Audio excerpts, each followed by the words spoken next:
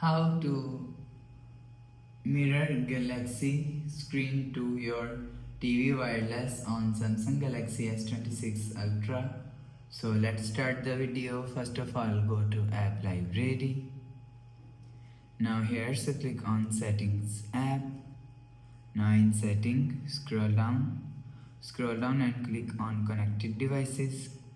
So after click on Connected Devices, scroll down and click on Smart View.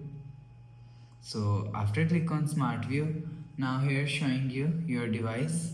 So click on your device.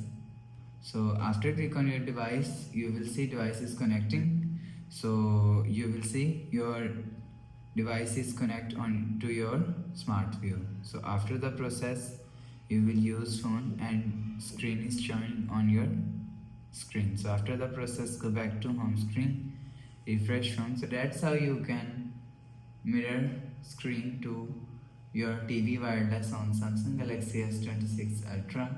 So if you like the video, please subscribe. Thanks for watching.